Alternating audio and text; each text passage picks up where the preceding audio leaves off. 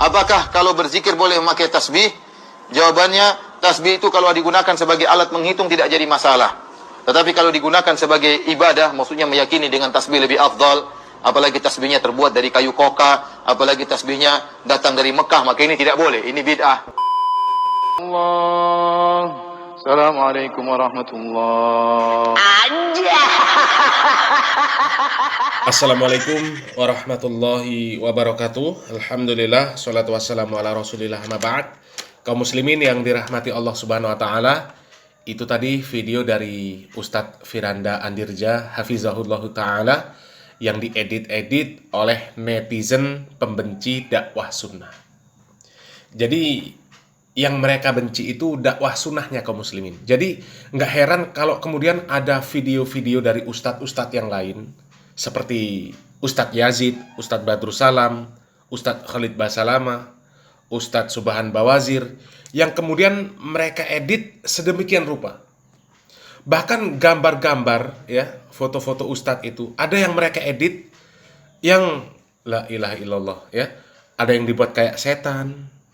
Ya, ada yang dibuat kayak gelandangan, dikasih dikasih tanduk, kemudian ada gambar-gambar para ustadz yang nggak pakai baju, ya.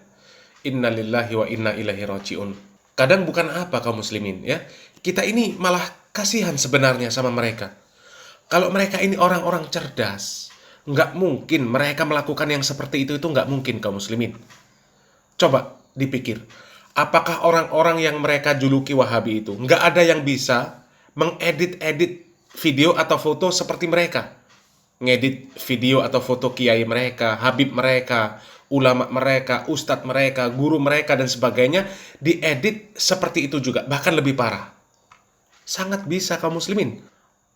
Pinter kalau cuma ngedit-ngedit foto ya. Tapi mereka kan orang-orang cerdas. Mereka nggak akan melakukan yang seperti itu. Untuk apa? Nggak ada gunanya. Ya. Orang niat kita ini mendakwahi mereka. Ya, mereka mau ikut, alhamdulillah. Nggak mau ikut, ya sudah. Ya. Mereka mau nerima, mereka mau nolak. Itu nggak ada urusan. Yang penting sudah disampaikan ilmu ini sama mereka. Sudah cukup. Ya. Perkara mereka mau benci, ya nggak ada urusan. Yang penting kita sampaikan ilmunya. Ya. Mana syirik kita jelaskan itu kesyirikan. Mana tauhid itu kita jelaskan itulah tauhid. Mana sunnah kita jelaskan itulah sunnah. Mana bid'ah kita jelaskan itu bid'ah. Mana maksiat kita jelaskan itu maksiat. Mana taat itu kita jelaskan itu ketaatan. Ya perkara mereka mau sakit hati mendengarkan kata syirik, bid'ah, khurafat, tahayul, nggak ada urusan. Ya, nggak ada urusan. Karena memang seperti itulah dakwah. Pasti ada yang tersinggung ya. Sebaik apapun metode dakwah yang dipakai seseorang, kemudian sebaik apapun akhlak seseorang, tidak akan mungkin manusia ini ridho semuanya kepada orang tersebut. Nggak mungkin. Nabi Muhammad SAW, beliau adalah manusia yang paling luhur akhlaknya, paling baik akhlaknya, orang yang paling berkasih sayang terhadap sesama manusia. Tapi tetap banyak yang benci sama beliau Shallallahu Alaihi Wasallam. Dan kaum muslimin, kalau kita lihat video dari Ustadz Firanda Andirja tadi kaum muslimin ya, itu masalahnya di mana coba? Ya, sampai dibuat seperti itu, dikasih caption Wahabi, ya. Itu sholat sudah selesai. Jadi mau apa saja, ya Ustadz Firanda mau ngapain juga nggak ada urusan. Mau pulang, mau berdiri, mau kemana ya. Jangankan cuma buka HP, mau tidur juga boleh kalau sudah selesai sholat. Ya, apa masalahnya? Sholat itu batasan, selesainya ya adalah salam. Setelah salam, bebas. Lah itu kok setelah salam kemudian ambil HP, mungkin ada WA yang masuk atau apalah ya. Kok jadi heboh? Ya itu kan sebenarnya menunjukkan minimnya pengetahuan ilmu agama mereka. Dan kalau mereka ini mau berpikir kaum muslimin, ada fatwa dari pembesar Aswaja yang lebih aneh lagi, ya. Malah boleh membalas WA di dalam sholat, ketika sholat. Membalas WA ketika sholat. Apa nggak lebih parah itu namanya? Hah? Ustadz Firanda membuka HP, pegang HP setelah salam. Tapi ini fatwa dari pembesar Aswaja, boleh membalas WA ketika sholat. Coba kita simak videonya dulu. Yang jelas, melihat HP itu ya kalau batal nggak batal. Nah, kaum muslimin, kalau bicara masalah batal atau tidak batal, ini artinya dilakukan ketika sedang sholat, kaum muslimin. Memang kalau kita melakukan suatu gerakan atau aktivitas yang sedikit demi untuk kemaslahatan sholat, itu nggak batal memang, kaum muslimin. Misal ketika sholat, HP-nya lupa untuk matikan suaranya, lupa di silent mode. Pas di tengah sholat, ada yang telepon, bunyi kenceng. Maka boleh HP-nya diambil kemudian dimatikan suaranya. Karena itu mengganggu kekhusyuan sholat. Bahkan mengganggu orang lain kalau sholatnya berjamaah. Jadi itu boleh, tidak membatalkan sholat. Ini dikiaskan bahwa Nabi itu, saking sempitnya rumah beliau, waktu sholat, ya sholat malam di rumah beliau, kalau mau sujud, beliau SAW ini harus menggeser kaki istrinya dulu. Kalau nggak digeser, nggak bisa sujud. Atau sholat sambil gendong anak kecil. Itu semuanya dilakukan oleh Nabi Muhammad SAW. Tapi itu semuanya dilakukan untuk kemaslahatan sholat. Jadi nggak ada masalah di sini kaum muslimin ya. Kita lanjutkan. Yang penting gerakannya tidak banyak. Kalau batal nggak batal, tapi paling nggak ya makruh karena main-main kan. Nah kaum muslimin, jadi lihat HP ketika sholat itu nggak batal. Paling cuma makruh, nggak sampai batal.